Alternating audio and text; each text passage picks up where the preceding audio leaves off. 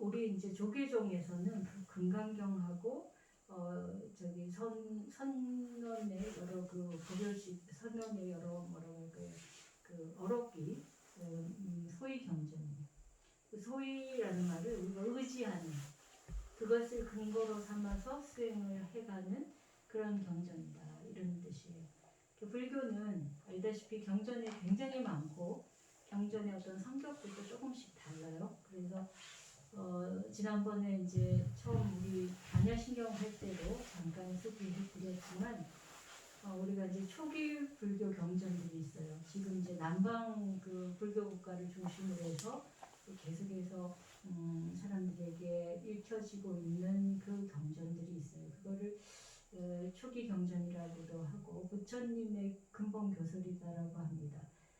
그것은 이제 우리 한문문화권에서는 암경 종류 계통에서 부처님 말씀이 있어요. 그래서 여러분들이 가장 대표적으로 초기 불교 경전을 이해할 때는 뭐 법구경이라든지 수타니파타, 그다음에 요즘 이제 니까야라고 해서 사부니까야가 있습니다. 이런 경전들이 초기 불교 경전이고, 그 다음에 이제 경전들 중에 이제 금강경 같은 단야부 경전이 있어요. 단야 사상에 대한 걸 이야기하는데 이 이야기는 조금 뒤에 하고, 또 그 외에 대승의 여러 가지 경전들이 있는데 예를 들어서 아미타 부처님을 이야기하고 그 아미타 부처님이 불국토를 세운 게 극락세계인데 어떻게 하면 극락세계에 갈 수 있을까 뭐 이런 것에 대한 내용을 이야기하는 게 아미타 경전이에요.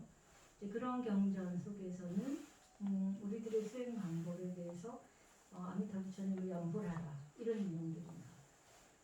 그렇고 또 다른 경전에서는 여러 가지 관상하는 방법을 가르쳐 주기도 하고, 그래서 경전의 종류에 따라서 이야기하는 바가 조금씩 다르기 때문에 이제 불교는 다 통하고 하나이지만 특별히 어떤 경전을 중심으로 수행을 할 수가 있어요.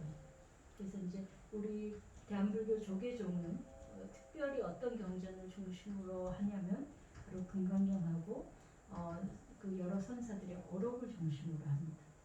그런데 그 말은 이제 조계종이 지향하는 바가 선불교다.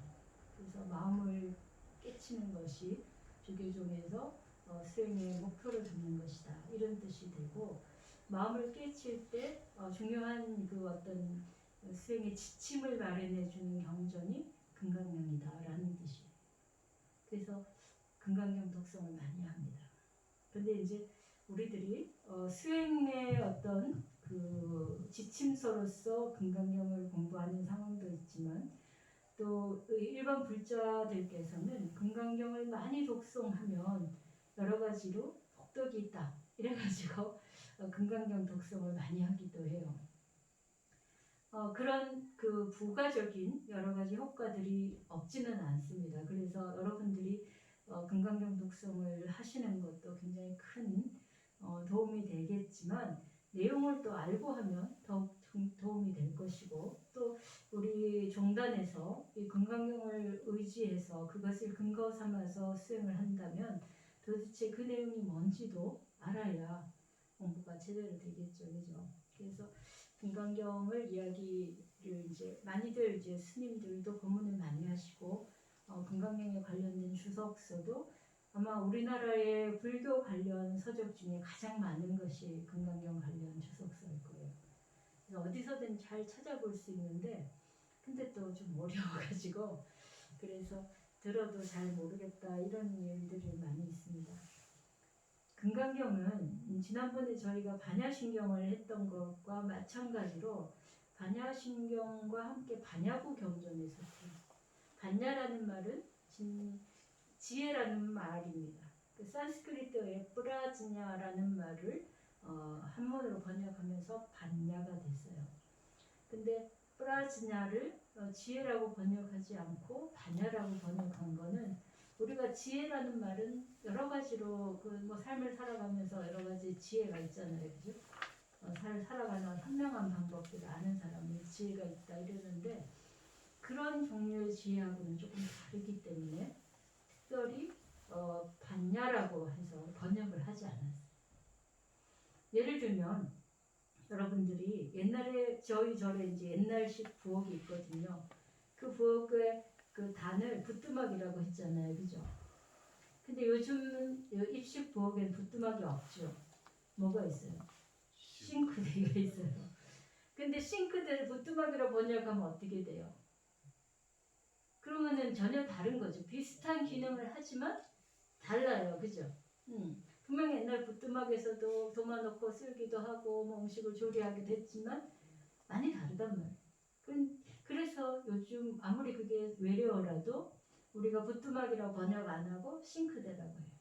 그리고 부뚜막 하면 불을 지피고 그 뜨뜻한 어떤 구들에 그런 기능까지 부과된 것이고 싱크대는 전혀 다르죠. 그래서 비슷하지만 상황이 전혀 다를 때는 번역하다 보면 오해가 더 생기는 거예요. 그래서 반야를 지혜라고 번역하지 않고 그냥 그대로 반야, 프라지나를 한문 표현법에서 반야 이렇게 번역한 겁니다. 여러분 이제 잘 이해되시죠? 네. 그리고 이제 반야에 대한 이야기를 하는 게 반야 경전이에요. 근데 이 경전이 굉장히 많아요. 그럼 반야가 뭔가? 그러니까 지혜가 뭔가? 불교에서 말하는 아주 궁극적인 지혜가 뭔가? 지금 이 이야기를 하는 거예요. 그러니까 사실은 우리가 지향하는 최종적인 목표인 거예요. 지혜로운 삶을 살고자 하는 거.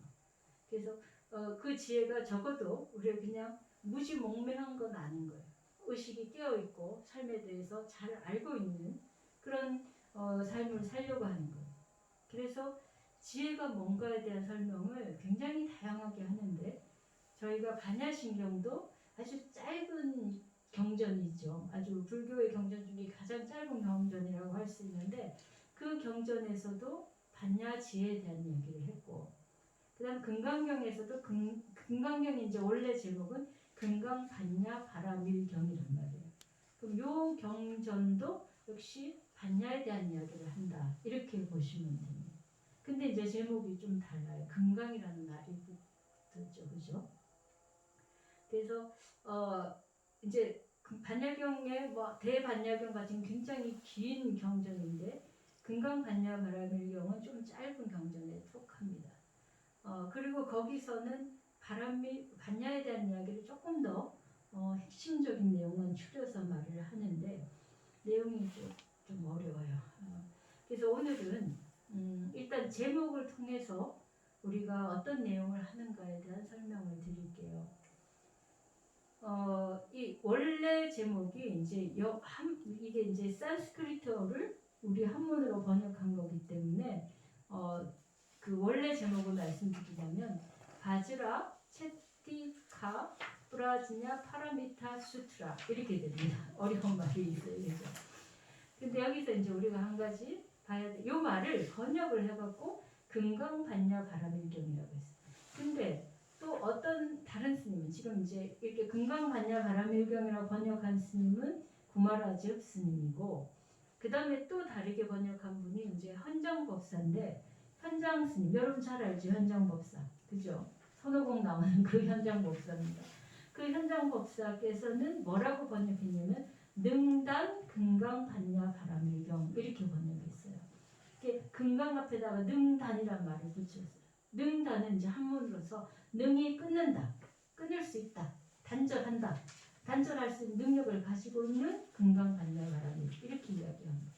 그러면 비슷하지만 조금 다른 강조점이 있는 거죠. 왜 이렇게 됐냐면 일단 산스크리트의 바즈라의 뜻이 조금 독특해서 그래요. 이거 바즈라를 지금은 금강이라고 다이아몬드라고 번역을 하지만 원래 바즈라는 번개를 뜻합니다. 번개. 그리고 이걸 누가 갖고 있냐면 인도의 신 중에 최고 신인 인드라 신이 가지고 있어요. 그걸 보면 그리스 신화에서는 제우스가 그 번개를 갖고 있잖아요. 그죠? 그래갖고 모든 힘을 다 행사하는. 그러니까 가장 강력한 신이 갖는 게 번개입니다. 그러니까 인드라 신이 인도 신화 체계에서는 가장 강력한 신 중에 하나인데 그러니까 번개를 가지고 있는 것도 당연한 거예요. 근데 이게 우리 불교 안에도 들어와 있습니다. 그래서 여러분들이 금강절하고 하는 걸 보셨는지 모르겠어요. 스님들께서 요령 말고 이렇게 들고 이렇게 이제 의식할 때, 특히 밀교 의식할 때 쓰는 건데 양쪽으로 이렇게 돼 있고, 이게 이제 양쪽에 칼과 같은 형식이에요. 그래서 그거를 잡고 있는데 금강저라고 하는 게 있습니다. 여러분들이 이제 불교 박물관에 혹시 가셔보시면은 금강저라는 게 있습니다. 그것은 뭘 형성하냐면 번개를 형성한 거예요. 금강에 저는 이제 수조할 때 저니까 포크인 거예요. 포크. 그 젓가락 들고 포크에 해당하고, 그러니까 이제 번개 모양을 해서 양쪽에 이제 이렇게 있는 모양으로 나옵니다. 그래, 이건 뭔 용도냐? 어떤 상징적 의미를 갖느냐? 이거는 무언가를 처단하고 자르고 그러는 거예요. 그죠? 무기인 거예요. 무기인데 어떤 무기냐? 무엇을 없애는 무기냐? 외부의 적을 없애는 게 아니고 내부의 적을 없애는 무기. 바로 우리 마음의 번뇌를 없애는 무기. 그래서 금강저 하면은 이제 스님들이 흔들고 그 수행의식 할 때 쓰는데, 그건 마음의 번뇌를 무찌르는 거예요. 물론 그게 조금 더 이야기가 진화되면은 외부의 잡신들 이런 존재들도 그걸로 처단한다, 이런 그 의미를 갖기는 해요. 네, 그리고 채띠까라고 하는 그 단어는 찌르다 이런 뜻입니다. 그러니까 아까 능단할 때 끊는다, 찌르다 그런 뜻인 거예요. 그래서 이 산스크리트에 좀 더 합하게 번역한 거는 현장 스님 번역입니다. 그래서 그러면은 그러니까 바지라 그 금강저가 능히 끊을 수 있는 거예요. 무엇을? 이제 여기 무엇을은 나와 있지 않아요. 무엇을 능히 끊냐면 우리의 번뇌를. 이해되셨죠? 그러니까 우리의 번뇌를 끊을 수 있는 금강과 같은, 그러니까 바지라와 같은, 번개와 같은 지혜의 경전이에요. 그 지혜가 어떤 지혜냐? 우리의 번뇌를 끊는 지혜. 그리고 또 나아가면은 번뇌를 끊어서 생긴 지혜이기도 해요. 두 가지가 다 통합니다. 이게 보통 우리는 번뇌를 끊어서 지혜가 생긴다고 생각하죠. 그죠? 그죠? 우리가 일반적으로 상식을 생각해도 무지가 끊어져야 지혜가 생기는 것처럼 번뇌가 끊어져야 지혜가 되는데, 또 다른 한편에서는 지혜가 있어야 번뇌를 끊을 수가 있어요. 그죠? 이게 참 말하자면 순환 논법이 돼요. 그래서 내가 번뇌를 끊고 싶은데 번뇌를 끊으려면은 지혜가 없으면 못 끊어요. 근데 그 지혜는 어떻게 생겨? 번뇌가 끊어져야 생겨. 그래서 어려움이 있어요. 그러니까 지혜의 성격을 잘 알아야 돼요. 그냥 우리가 학습을 해서 알 수 있는 그런 상황하고 좀 다른 거예요. 그리고 이제 그래서 그 금강이란 말이 우리가 다이아몬드도 비유적으로도 이제 이야기할 수 있는데, 다이아몬드는 모든 금속 가운데 가장 강하잖아요. 그죠? 그래서 그 다이아몬드는 어떤 것도 깨볼 수가 없어요. 그러니까 금강이란 말은 그 어떤 것도 깨볼 수 없다는 뜻도 있습니다. 그래서 그 지혜는 그 어떤 것도 깰 수 없는 지혜. 동시에 그것을 모든 것을 다 깰 수 있죠. 그죠? 그래서 다이아몬드는 다이아몬드로 세공을 할 수밖에 없어요. 예, 우리 유리를 세공할 때도 다이아몬드를 하지만 다이아몬드를 세공할 때 뭘로 하냐? 다이아몬드를 한다. 그래서 그 모든 것을 또 깰 수 있는 그것이 다이아몬드. 그러니까 지금 원래 의미는 바지라라고 하는 번개에서 나왔지만, 그게 이제 변화해서 금강석이라는 의미로 해도 의미는 통하게 돼 있어요. 그리고 이제 파라미타라는 말을 이제 우리가 그 불교 용어로 많이 씁니다. 요즘 그 우리나라에 파라미타라는 단체가 있어요. 어린이 교화하는 불교 단체입니다. 근데 요 말은 이제 한문 번역어로는 바라밀입니다. 근데 바라밀은 무엇을 완성하다라는 뜻이에요. 그래서 지혜를 완성하다. 그러니까 그냥 지혜가 어설픈 지혜도 있을 수 있어요. 그죠? 우리들이 뭘 아는데 대충 아는 경우가 있습니다. 그 뭐 요리를 할 때도 우리가 대충 하는 사람도 있고 정확하게 하는 사람도 있어요. 어느 사람이 훨씬 확실하게 할까요? 정확하게 아는 사람이 확실하게 해요. 그래서 지혜도 완성을 해서 확실하게 할 수 있는 지혜가 되어야 됩니다. 그래서 이제 금강 반야 바람이 경, 이 경이라는 건 이제 경전이라는 뜻이고 부처님 말씀을 담은 그런 이제 그 이야기들 그런 그 글을 경전이라고 합니다. 근데 그러면 이제 여기서 우리가 한 가지 의문이 생겨요. 그러면 그 금강반야의 지혜는 뭐길래 우리의 번뇌를 깨볼 수 있나? 그 다음 또 우리의 번뇌는 뭔가? 그죠? 여러분들 번뇌가 뭡니까? 그건 지혜는 몰라도 번뇌는 알 수 있잖아요. 그죠? 맨날 번뇌, 우리 번뇌에 사로잡혀서 막 머리 복잡하다 이러는데 도대체 번뇌가 뭐죠? 걱정? 응? 걱정거리. 예, 걱정거리. 또 어떤 게 번뇌입니까? 해결하지 못하는 문제. 해결하지 못하는 문제. 그것도 번뇌고. 또 오만 생각. 오만 생각. 오만 생각도 번뇌. 그죠? 번뇌라는 말을 우리가 매우 자주 사용하고 우리 사실은 그 중생은 번뇌 속에 있다 그렇게 말한단 말이에요. 근데 우리가 불교를 몰라도 번뇌라는 말을 사람들이 많이 써요. 그거는 우리가 살아가고 있는 이 삶에서 느끼는 여러 가지 고통들이 번뇌에서 비롯된다는 것 때문일 거예요. 그죠? 근데 대체로 번뇌는 아까 말씀하신 것처럼 생각, 걱정거리, 또 뭡니까? 잘 몰라서 해결하지 못한 문제 다 포함하고 있죠. 그죠? 근데 그러면 이제 이렇게 제가 질문해 볼게요. 모든 생각이 아까 오만 생각이었는데 모든 생각이 다 번뇌일까? 아니죠. 어떤 건 번뇌가 아닙니까? 예를 든다면 행복한 거.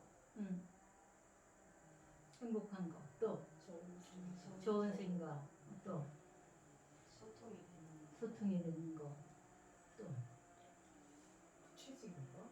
구체적인 거, 당장 해야 되는 일에 대해서 그렇죠.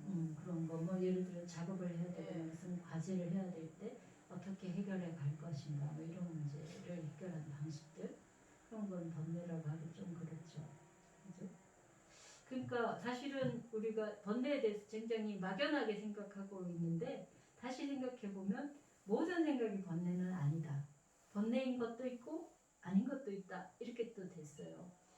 근데 여러분들이 이제 번뇌가 아니라고 한 것들을 한번 생각해 봅시다. 예를 들어서 내가 어떤 과제를 해야 되는데 그 과제를 해결하는 방식, 구체적으로 이렇게 해야 돼. 그 번뇌 아닌 거는 맞겠죠, 그죠? 그럼 아까 소통되는 거, 그건 번뇌일까요, 번뇌 아닐까요?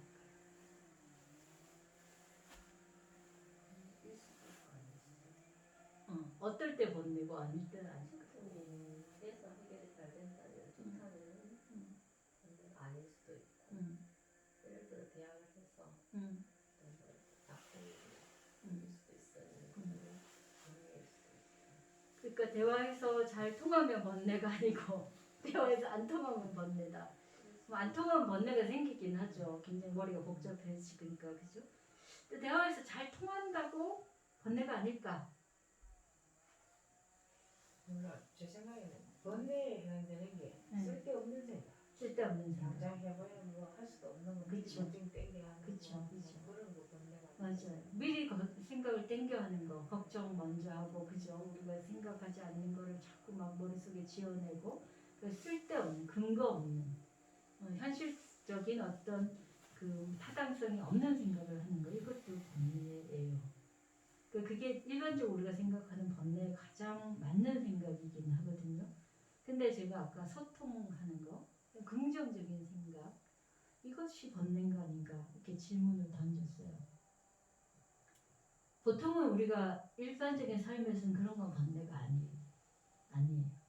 근데 소통을 하는 거 번뇌 쪽으로 안 가기 싶은데. 그래요. 근데 여기서 이제 우리가 이제 조금 더 세밀하게 봅시다. 소통은 잘 됐는데 저 사람하고 나하고 말도 잘 통하고 잘 됐어. 근데 맨날 말만 잘 통해. 그래갖고 맨날 잡담을 하고 있어요. 그리고 둘이 앉아갖고 말이 잘 통하는데 누구 요 혼잣말 하면서 말이 잘 통해. 내용이 문제는 그러니까 그런 거는 소통에도 그죠? 아닌 거예요. 긍정적인 생각도 비슷합니다.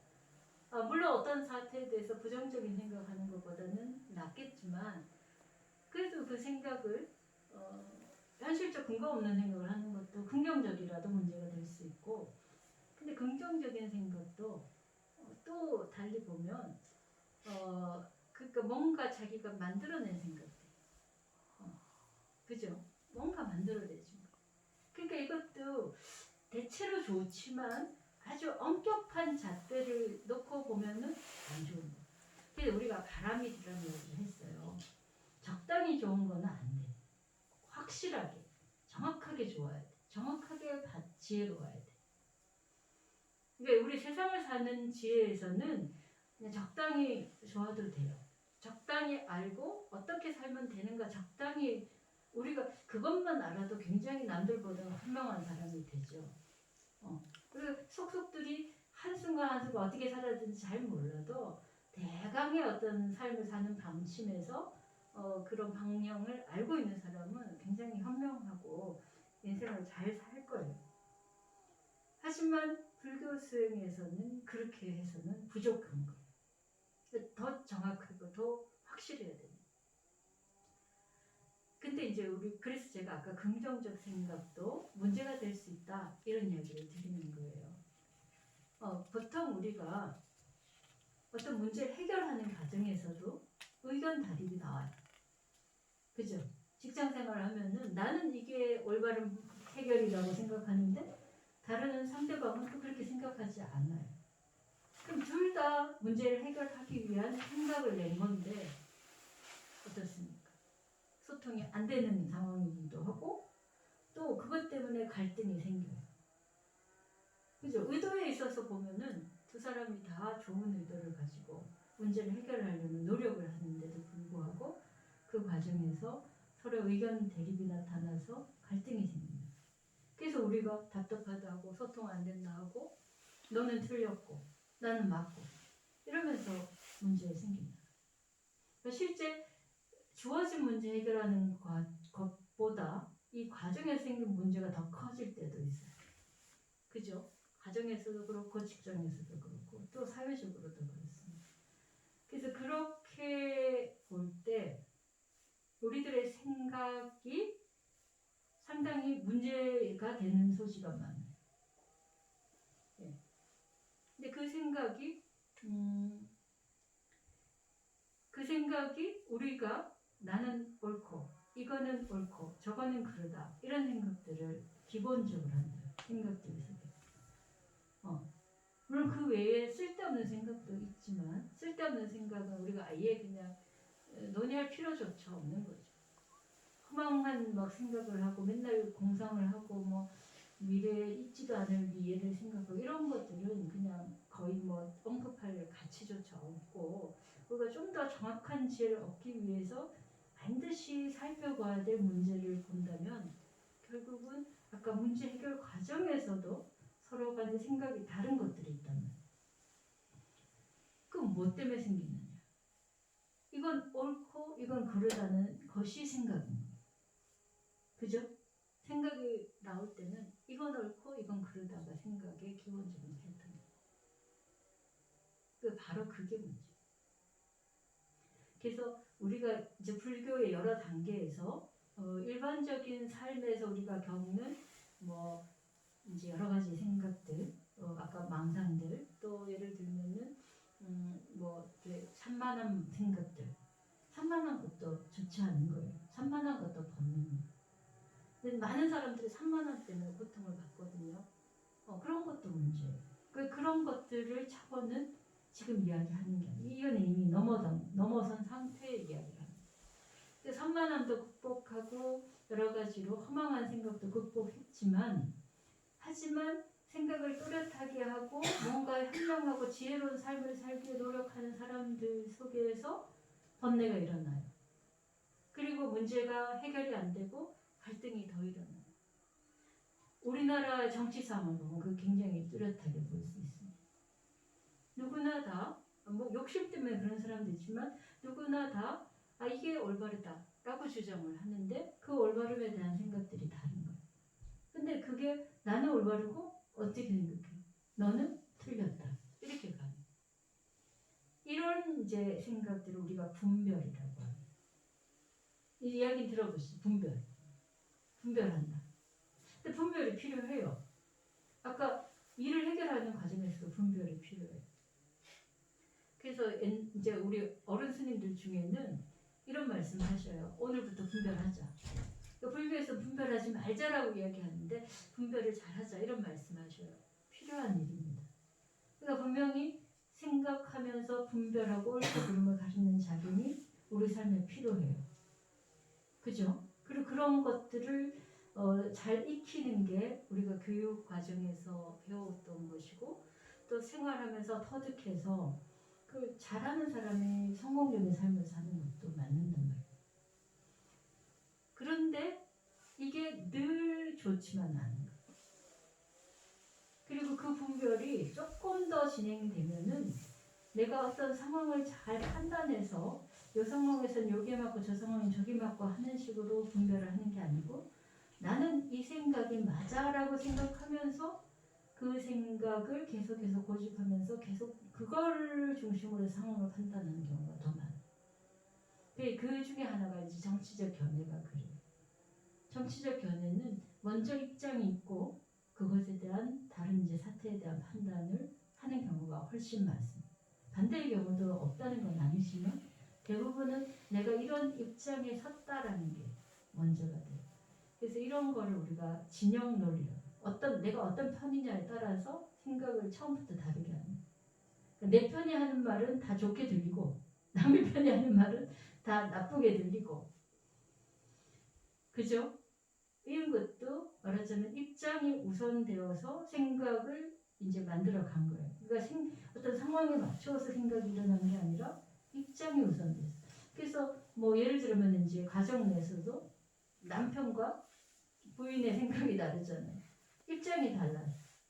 입장이 다르니까 내 입장에서 생각만 하는. 그 남편인데 이제 부인들이 속상해하는 것도 자기 입장과 서로 입장이 다르니까 보는 거가 다르고 뭐가 옳은가에 대한 생각도 다른 거예요. 그게 정치적으로 어떤 특정한 견해를 가진 것만이 아니라 우리가 어떤 관점에 서느냐, 어떤 상황과 어떤 그 삶을 사느냐에 따라서도 보는 게 다 다릅니다. 그러니까 제가 어릴 때 학교 가는 길에 엄청나게 그 동네 마을 어른을 봤는데 그분이 키가 엄청 컸어요.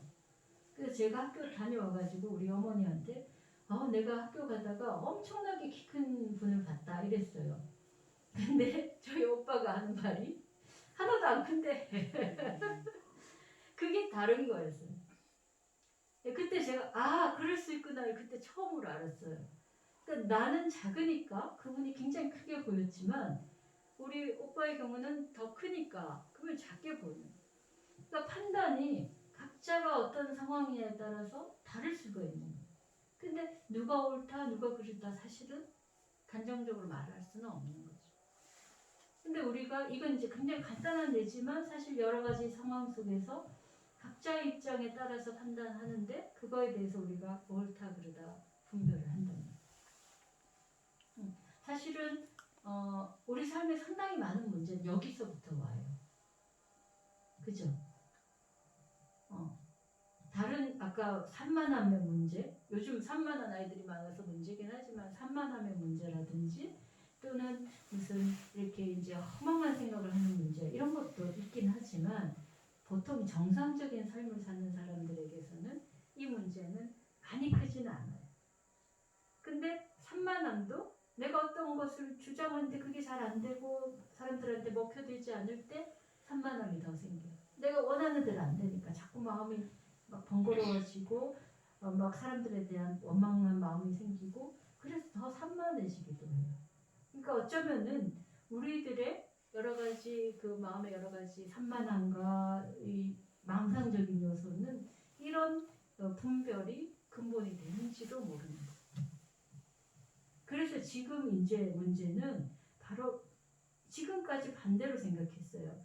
산만함이라든지 허망한 생각들이 문제가 돼서 우리가 지혜롭지 못하다 이렇게 생각했는데 다시 보니까 내 입장을 고집하고 나만 옳다라고 하는 게 산만함도 만들고 허망한 생각도 만들고 그다음에 이제 외부적으로 여러 가지 분란을 만드는 거예요. 그래서 더 근본적인 문제가 우리들의 분별에서부터 나온다라고 보는 거예요. 이게 바로 이 부분의 문제를 이해하려고 하는 게 반야경이에요. 지혜는 여기 반야경에서 말하는 지혜는 분별에서 일어나는 번뇌를 깨트리는 것 또는 그 번뇌를 극복한 것입니다. 좀 더 다르죠, 그죠? 그래서 집중을 잘한다 이런 문제 이상의 어떤 것을 말하는 거예요. 그래서 그러면 분별을 떠난 거, 분별을 극복한 그런 거는 뭐냐? 그건 이제 무분별이에요. 분별함이 없는 것이. 근데 분명 아까 제가 분별을 해야 되는 경우도 있다 했잖아요. 그럼 어떤 경우는 우리가 분별을 해야 되고 어떤 경우는 분별하지 말아야 되는가? 어려운 일이에요. 그 다음에 또 한 가지는 분별하지 않음이 뭔가? 이건 더 어려운 거예요. 그죠? 분별하지 절에서 그런 말을 해요. 너 뭐라 말하면 분별하지 마 이렇게 말해요. 근데 그 사람 그 태도도 일종의 분별이에요. 그죠? 너 분별하지 말라는 말은 너 분별하고 있다는 나의 분별이 되는 거예요.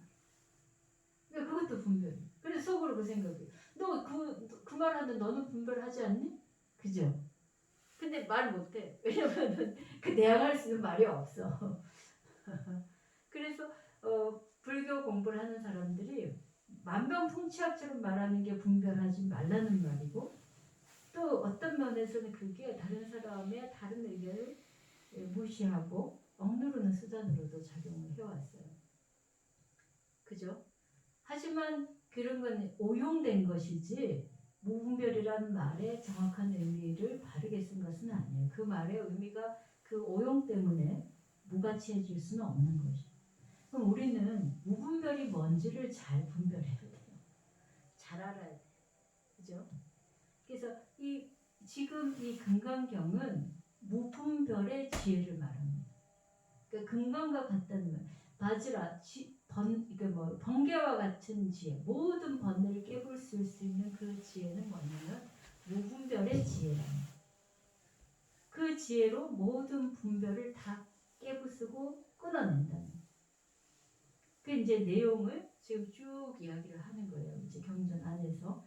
그래서 오늘 여기 내용에서는 제목에 대한 이야기를 했고요. 그리고 이제 그 반야에 대한 이야기, 그런 이야기를 쭉 했습니다. 그래서 지금 그래서 이제 무분별에 대한 이야기가 이제 앞으로 경전이 진행되면서 그 여러 가지로 우리들이 일어나는 분별이 어떤 현상으로 일어나는지에 대한 그러니까 분별이 아까 여러 가지 산만한 마음과 번뇌의 핵심이라고 했어요. 이건 여러분들이 오늘 담고 가셔야 돼. 내가 옳다 그르다 이것이 맞고 저것이 틀리다 내가 옳고 네가 그르다 이런 생각들이 내 모든 산만한 생각들의 근본이다. 이걸 이제 확실히 아셔야 돼. 적어도 우리가 그 지혜를 모르는 상황에서는 문제가 뭔지만 알아도 돼요. 그죠? 대부분의 경우에 우리가 문제 해결을 못하는 이유는 그 문제를 해결할 수 있는 능력이 없는 것보다는 뭐가 문제인지 모르기 때문에 해결 못하는 경우가 훨씬 많아요. 그러니까 뭐가 문제인지를 정확히 알면은 해결도 금방 돼요. 그래서 우리들이 그 일상적인 삶에서도 굉장히 주의해야 될 대목이 문제가 뭔지를 잘 살펴야 돼.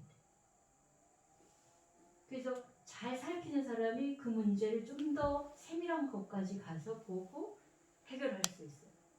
근데 잘 살피지 않은 사람은 문제가 불거지고 다 드러난 뒤에 그제서야 알아요. 근데 이미 드러난 뒤에 그걸 해결하려면 힘들죠. 그리고 해결 방법도 찾기가 힘들어요. 그래서 일단 오늘 그 본문의 내용은 분별이 문제다. 그 분별이 이제 어떤 식으로 해결될지는 아직 몰라도 분별에 의해서 많은 번뇌들이 생기고 있다. 이거는 이제 여러분들이 확실하게 알고 있으셔야 돼요. 근데 오늘 강의로 충분하지 않을 수 있습니다. 하지만 어쨌든 요지, 핵심은 그것이다. 이거를 이제 이해하고 계시면 될 것 같고요. 그리고 이제 그 분별에도 여러 가지가 있겠죠, 그죠? 또 분별 일어난 원인도 있겠죠, 그죠? 그거를 이제 금강경에서 쭉 이야기합니다. 그래서 여러분들하고 앞으로 공부를 해가면서 이제 그 이야기를 쭉 할 거예요. 그리고 금강경은 단지 무분별만 이야기하지는 않습니다. 무분별을 하되 또 우리가 분별해야 되는 상황이 있잖아요. 살아가려면 그런 게 필요하죠, 그죠?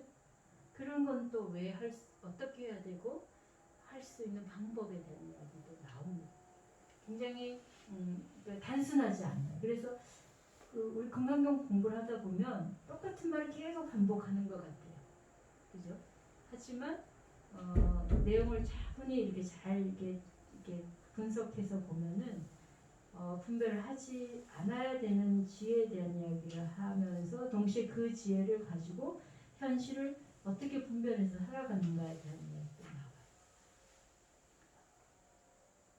자, 그래서 금강경을 그 우리들의 수행의 근거로 삼는 이유는 모든 번뇌가 여기서부터 우리들의 분별에서 나오기 때문에 수행할 때 최종적인 그 판단의 기준, 최종적인 심급이라고 말할 수 있습니다. 우리 수행이 제대로 되고 있는지 잘못되고 있는지 판단하는 기준이 필요해요. 적당히 우리가 108배 하고 나면 많은 만족감이 생겨요. 그죠? 아, 나도 할 수 있다. 그럼 3000배 하고 나면 더욱더 큰 기쁨이 생깁니다. 처음에는 힘들어서 죽을 것 같았지만 하고 나면 뿌듯하단 말이에요. 근데 3000배를 많이 한 사람들이 그러면 정말 훌륭한가? 꼭 그렇지 않아요. 3000배를 제대로 한 사람은 하면서 정말 마음을 더 열게 되지만 3000배에서 아, 나 뿌듯하다. 그 뿌듯함만 계속 강조한 사람은 어떻게 되는 줄 아세요? 아, 나는 했어.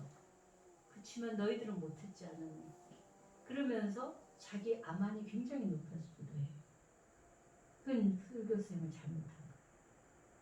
그러니까 우리가 보통 일반적으로 우리 이제 불자들 신행생활 할 때 뭐 경전을 몇 번 읽었다, 3000배를 몇 번 했다, 이게 이제 참 공부 열심히 한, 수행 열심히 한 기준이 되는데 이거는 완전한 기준이 아닌 거예요. 그걸로 물론 그렇게 해야 되죠. 안 하라는 말이 아닙니다. 그걸 하지만 바르게 해야 되는 거예요. 근데 그냥 한 것만 있고 한 것에서 만족감, 아까 긍정적인 마음, 108배 하고 3000배 하면 만족감 와요. 그리고 내가 그동안 못했던 건 할 수 있다는 자신감도 생기고 정말 좋은 결과예요. 긍정적이죠. 하지만 그것이 독이 될 때가 있어요. 나는 할 수 있지만 그 전까지 못했던 일 할 수 있다는 것만 해도 종교적으로 큰 변화가 생긴 거예요. 내 삶에 있어서 정말 큰 힘이 생긴 거예요. 하지만 그게 잘못하면 다른 사람 무시하고 아나무인 될 수 있는 그런 또 요지가 돼요. 그래서 3000배를 몇 번 하거나 내가 참선하면서 몇 시간 앉아있느냐가 기준이 아니에요. 정확한 기준에 의해서 수행을 가야만 수행이 올바르게 가는 거죠. 그 정확한 기준은 뭐냐? 분별 없음인 거예요. 내가 3000배를 하고도 자신감은 찾지만 나에게 어떤 내가 잘났다, 내가 했다, 너는 못했지 않은 그런 마음이 없어야만 그걸 3000배를 잘한 것이 돼요. 물론 우리 3000배 한 경험이 나 스스로도 굉장히 대단하고 그죠? 자랑스러운 건 맞아요. 그걸 자랑스럽게 여기지 말라는 말이 아니라 그것에 의해서 또 다른 분별을 내지 않아야 돼. 그거는 절에 뭐 10년, 20년 다닌 사람이 나 절에 10년, 20년 다녔어. 이렇게 해도 안 되는 거예요. 정말 마음의 근본이 뭔지를 정확하게 알고 그것에 기준을 두고 수행을 해야만 10년을 하든 하루를 하든 바르게 되는 거죠. 그 기준, 완벽한 지혜, 올바른 지혜, 정확한 지혜의 기준이 바로 번뇌 없음이고 그 번뇌 없으면 무분별 지혜 그거라는 거. 여러분 이제 그건 확실히 이해하셔야 돼요. 이해되시죠, 그죠? 예. 그래서 이제부터 이야기 다음 우리가 뭐 한 달에 한 번씩 만나니까 굉장히 느슨하게 공부를 하지만 그래도 오늘 배운 요 내용을 마음에 딱 명심하셔야 돼. 내 공부의 기준은 이 뭐 내가 절에 열심히 나오는 것도 아니고 뭐 3000배 하는 것도 아니고 명상을 뭐 수십 시간 앉아서 하는 것도 아니야. 내 마음에 번뇌 없고 분별 없는 것이야. 그렇게 하기 위해서 내가 3000배도 하고 절에도 매주 나오고 매달 나오고 그리고 자선도 하고 명상도 하는 것이야. 이렇게 바뀌어야 한다. 이해되시죠? 그죠? 네, 그것만이라도 한 달을 잘 쥐고 그걸 좀 실천을 해보십시오. 마음가짐이 달라지면 우리 사는 방식이 달라지니까 그렇게 해보시기 바랍니다. 오늘은 여기까지 하고 이어서 다음 달에 금강경 공부 더 하도록 하겠습니다. 네, 수고하셨습니다. 죽비 치고 마무리하겠습니다.